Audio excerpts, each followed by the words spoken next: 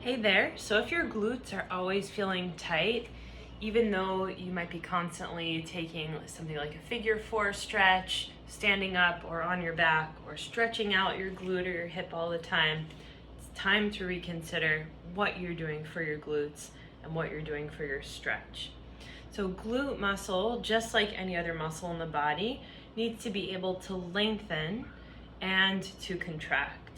So without the lengthening action, which is called an eccentric contraction of the muscle, then the glute has nowhere to contract and push forward and go to.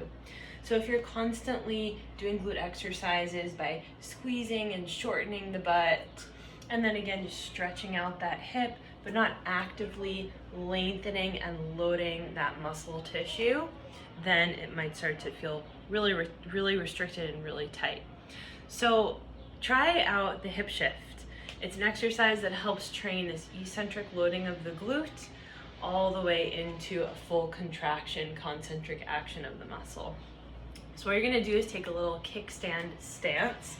So we'll put right foot forward here and left foot just a little bit back behind you, and you're gonna stay on the ball of your back foot. And then put a little bend in your front leg and just invite your torso to angle slightly forward over this front thigh. Okay, find just a touch of an anterior tilt in your pelvis here. So this would be anterior all the way, sticking your bum out. Posterior is the opposite, tucking the pelvis under. So I want you to think just a little bit of that sticking the butt out action. So you start to really open up the back of this hip. And then begin to turn your pelvis down toward your front leg.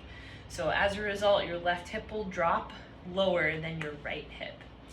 And then just pause for a moment and really invite yourself to sit into that right back pocket. So you're again opening up the back of the hip and loading eccentrically this glute muscle here.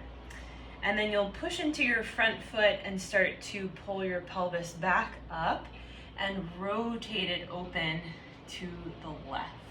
So now we're shortening and contracting that glute muscle to help turn the pelvis to the left. Okay, so we'll repeat that. You're gonna go down and twist down to the right, letting that left hip drop below the right hip, just loading up that right glute tissue, and then push down into that front foot and turn, lift, and rotate your pelvis to the left.